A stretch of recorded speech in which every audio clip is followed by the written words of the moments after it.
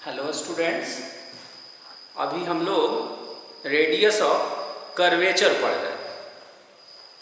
इसका बहुत सारा वीडियो ऑलरेडी अपलोड हो चुका है और उसी का ये सीरीज कंटिन्यू है।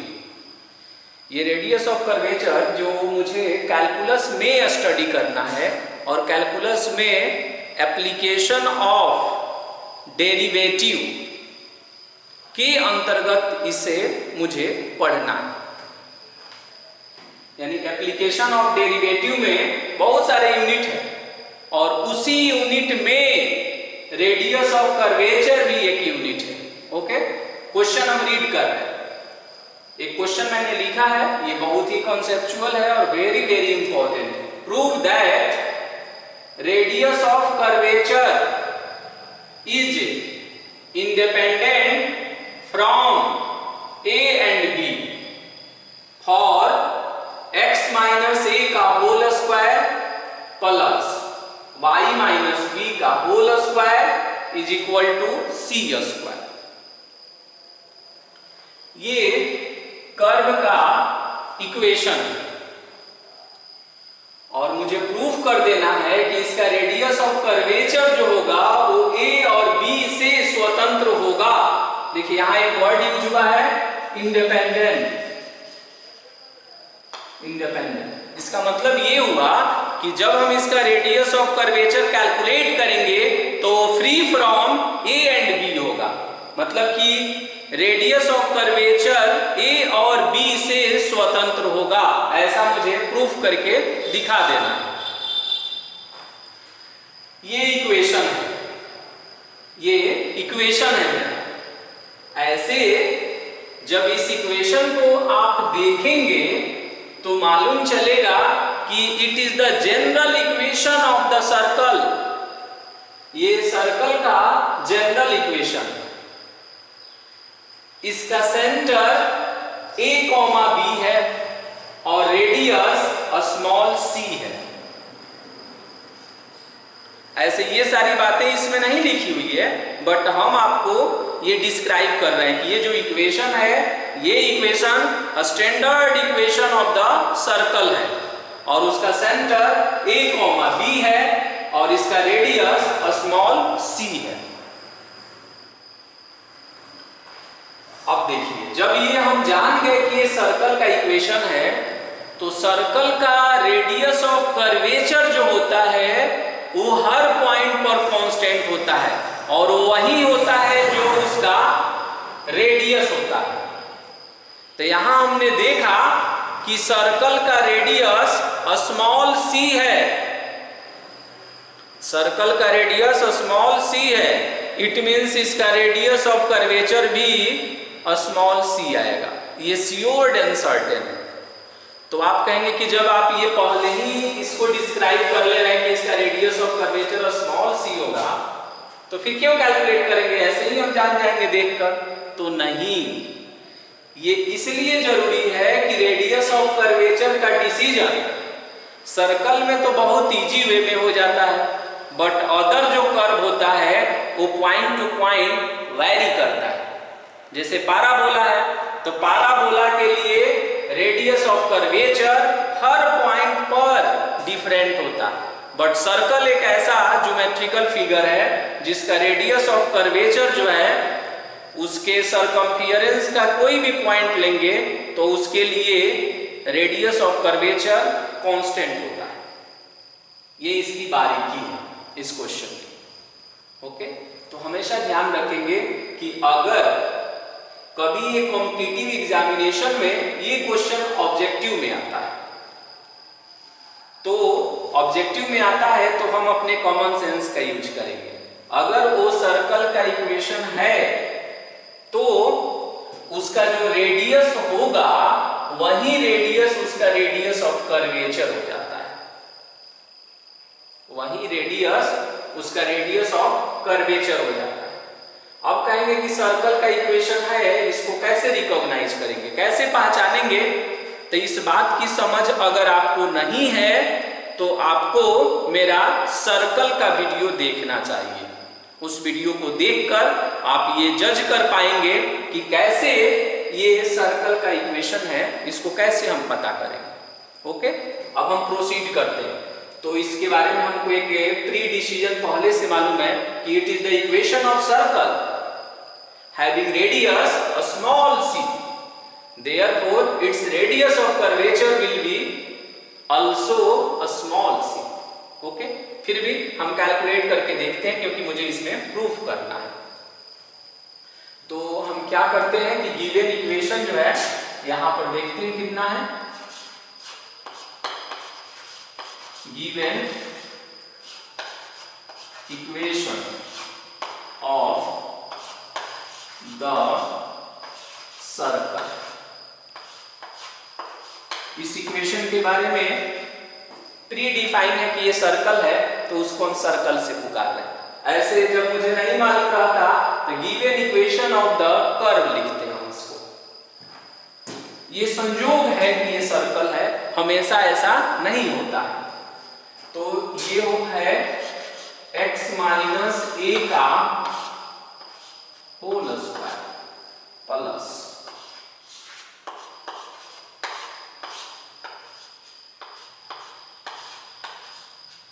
y माइनस b का whole square is equal to c square. ऐसा ये दिया हुआ है। अब हम क्या करेंगे कि जब मुझे रेडियस ऑफ कर्वेचर निकालना है और ये Cartesian equation of the curve है तो पहले हम इसको डिफरेंशिएट करेंगे, dy बाई dx कैलकुलेट करेंगे और फिर हम d2y अपॉन dx स्क्वायर भी कैलकुलेट करेंगे और तब इसका फॉर्मूला यूज करेंगे। ओके, तो इसको क्या करेंगे हम लिखेंगे यहां से, आप लैंग्वेज में लिख देंगे कि again differentiating with respect to x, तो x के रेस्पेक्ट में डिफरेंशिएट करेंगे तो ये कुछ ऐसा आएगा 2 इंटू एक्स माइनस ए, ये आएगा 2 इंटू वाई माइनस बी और y का y1 आएगा और c स्क्वायर कांस्टेंट है तो उसका dc 0 होगा। आप देख लेंगे कि कैसे इस तरह से हो रहा है, क्योंकि आप डिफरेंशिएशन को ऑलरेडी पढ़ चुके हैं तो आपकी समझ डेवलप हो गई है कि ये कैसे डिफरेंशिएट हो रहा है।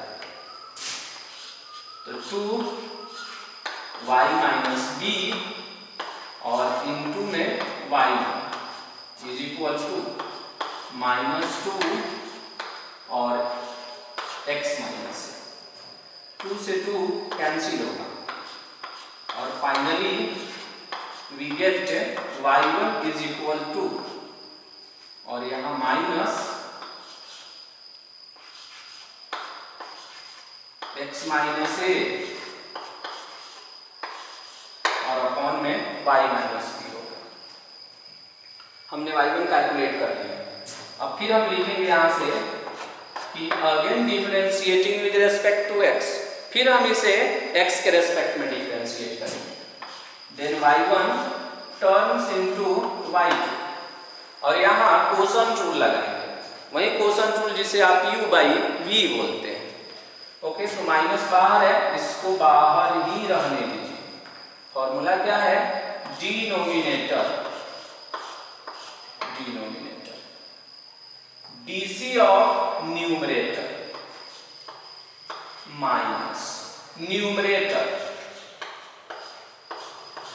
dc ऑफ डिनोमिनेटर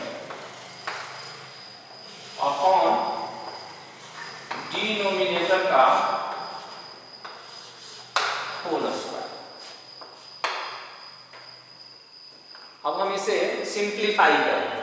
सिंप्लीफाई करने में अब हम यहां पर y1 का वैल्यू रख देंगे, तो ये है y minus B minus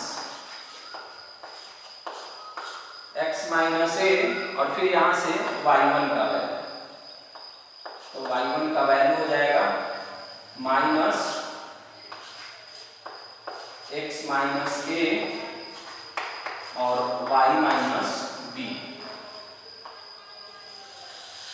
upon y minus B का होल स्क्वायर और यहां ब्रैकेट क्लोज हो गया। इसको और सिंप्लीफाई करेंगे, देखते हैं कि और सिंप्लीफाई करने पर क्या आएगा। यहाँ माइनस है, ध्यान रखेंगे। यहाँ हमने क्या किया है, तो ये जो y1 आप देख रहे हैं ना, उसी y1 का वैल्यू यहाँ ऑलरेडी हमने कैलकुलेट किया था, उसको लाकर उसमें हमने पुट कर दिया। एक्चुअल में जब भी हम ऐसे प्रश्नों को बनाते हैं तो गिवन को फर्स्ट, इसको सेकंड, और अभी जो लाएंगे सिंप्लीफाई करके उसको हम थर्ड मान लेते हैं। इससे मुझे सिंप्लीफिकेशन में आसानी होती है। ओके, एलसीएम लीजिए। तो एलसीएम यहाँ y माइनस बी होगा। y माइनस बी जब एलसीएम बनेगा तो ये आकर इसमें मल्टीप्लाई करेगा, तो ये कितना बनेगा, ये बनेगा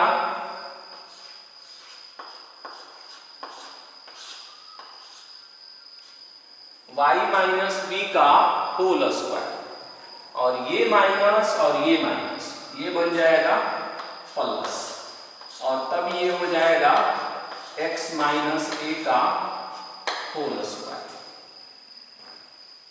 क्या हो जाएगा, x माइनस ए का होल स्क्वायर, और ये x माइनस ए का होल स्क्वायर हो गया, और इसका एलसीएम था y माइनस बी, और एक और डाउन में है y माइनस बी का होल स्क्वायर।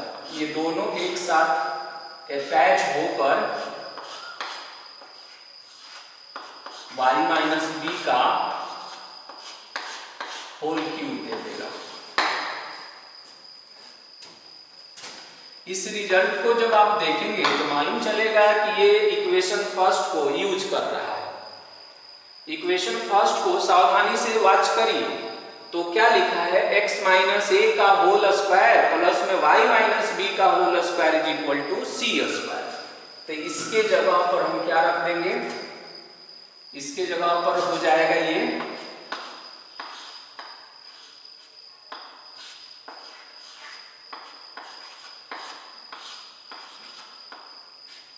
सी square upon y minus B का होल क्यूब, और ये क्या बन जाएगा, y। इसको हम मानेंगे इक्वेशन थर्ड, लेकिन हमने इसमें यूज किसका किया, तो लिख देंगे कि यूजिंग फर्स्ट इक्वेशन का यूज करके यहाँ पुटिंग किया गया। अब मेरे पास y1 भी कैलकुलेट है, y2 भी कैलकुलेट है, और ओरिजिनल इक्वेशन भी है। अब हम रेडियस ऑफ कर्वेचर निकालेंगे। तो रेडियस ऑफ कर्वेचर को हम लोग रो सिंबल से डिनोट करते हैं। रेडियस ऑफ कर्वेचर एक लेंथ होता है, एक डिस्टेंस होता है, इसलिए हमेशा पॉजिटिव होता है। तो 1 प्लस y1 का होल स्क्वायर, और टोटल ब्रैकेट क्लोज करके पावर 3/2 और अपॉन में y2। ऐसा मैंने आपको कार्टेशियन के लिए बताया था, और ये कार्टेशियन फॉर्म है। इसका अगर प्रूफ है तो प्रूफ देखना है तो आपको मेरा previous video radius of curvature का देखना चाहिए, उसमें इसको प्रूफ किया गया है। ओके, अब हम क्या करेंगे कि अब 1 प्लस y1 का स्क्वायर, तो देखिए 1 प्लस और y1 का वैल्यू देख लीजिए कितना है, और उसका स्क्वायर करना है। तो स्क्वायर करेंगे तो नेगेटिव है, तो उसको स्क्वायर करने पर तो ये पॉजिटिव हो जाएगा।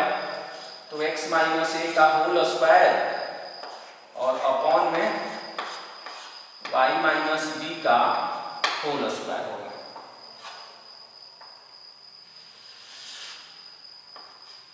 और अपॉन में हो जाएगा y2, और ऐसे हम ब्रैकेट y2 का भी वैल्यू यहाँ पुट कर देते हैं।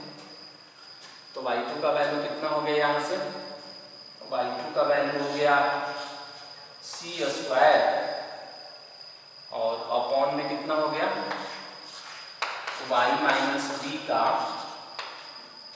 होल क्यूब हो गया। कितना हो गया, सी स्क्वायर और अपॉन में y माइनस बी का होल क्यूब हो गया। यहाँ से एक सिंबल छूट गया है, ये जो यहाँ देख रहे हैं माइनस था, ये माइनस यहाँ से गायब हो गया है। ये माइनस यहाँ होने देते हैं, ये माइनस यहाँ कैरी होगा, इसलिए यहाँ आ जाएगा, और फिर इसके प्रभाव से यहाँ आ जाएगा। और ये मॉडुलस है, इस बात को इंश्योर करता है कि वो पॉजिटिव कर देगा। ऐसे बाद वाले स्टेप में इस माइनस को हम गायब कर देंगे, इसलिए कि मॉडुलस है तो मॉडुलस से क्या बनेगा, पॉजिटिव बन जाएगा। ओके, अब और सिंप्लीफाई करेंगे और सिंप्लीफाई करके देखेंगे कि अब कैसा आता है। तो देन टेक एलसीएम, तो एलसीएम जब आप टेक करेंगे और यहाँ पर टोटल ब्रैकेट पावर में 3/2 है, तो यहाँ क्या करिए आप कर्ली ब्रैकेट ही ले लेते हैं और पावर में कितना है 3/2 है और यहाँ पर ऐसे 9। अब हो गया सिस्टमेटिक।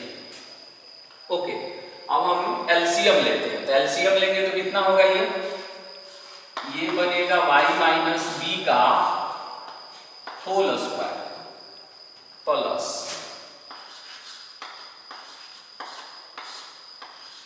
x माइनस ए का होल स्क्वायर और अपॉन में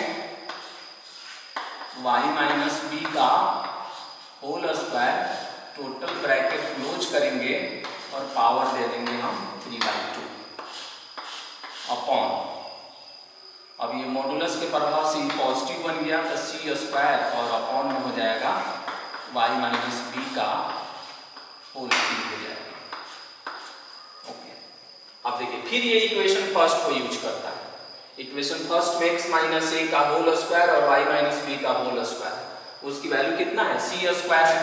तो हम क्या करेंगे ना कि यहाँ लिख देंगे सी स्क्वायर और अपॉन y माइनस बी का होल स्क्वायर और टोटल पावर है 3/2 इंटू, ये इन्वर्ट हो जाएगा तो ये बनेगा y माइनस बी का होल क्यूब और अपॉन में सी स्क्वायर। अब ये जो पावर है इससे इसमें मल्टीप्लाई करेंगे, तो मल्टीप्लाई करेंगे कि ये 3/2 है, टोटल का पावर है, तो ये इसमें भी जाकर मल्टीप्लाई करेगा और यही पावर इससे भी मल्टीप्लाई करेगा। देन ये कैसे बनेगा 3/2 अपॉन y माइनस बी का होल स्क्वायर पहले से था और आप मल्टीप्लाई कितना से कर रहे हैं 3/2 से कर रहे हैं और इनटू में y माइनस बी का होल क्यूब और अपॉन में सी स्क्वायर, 2 से 2 कट जाएगा, यहां भी 2 से 2 कट जाएगा। अब देखिएगा क्या बचा, तो यहां बचेगा सी क्यूब और यहां बचेगा सी स्क्वायर, यहां दोनों कट गया तो y माइनस बी का होल क्यूब बचा और यहां भी y माइनस बी का होल क्यूब है तो ये फाइनली कट कर देगा। अब यहां देखते हैं तो ये आता है सी क्यूब और अपॉन में सी स्क्वायर, ये भी जब सिंप्लीफाई होता है तो ये लाता है सी और फाइनली हम लोगों ने ये प्रूव कर दिया कि रो is equal to small C. शुरू में भी हमने बोला था कि ये सर्कल है और सर्कल का इक्वेशन ये होता है, तो इसमें सी रेडियस का वर्क करता है और सर्कल के लिए रेडियस ऑफ कर्वेचर हमेशा कांस्टेंट होता है फॉर ऑल द पॉइंट्स। तो देखिए सी आया, क्वेश्चन था कि प्रूफ करके दिखा दीजिए कि इसका रेडियस ऑफ कर्वेचर ए और बी से इंडिपेंडेंट होगा, तो ये सी है, तो निश्चित रूप से ये ए और बी से स्वतंत्र है। हम लिख भी सकते हैं कि it is independent from, it is independent from A and B.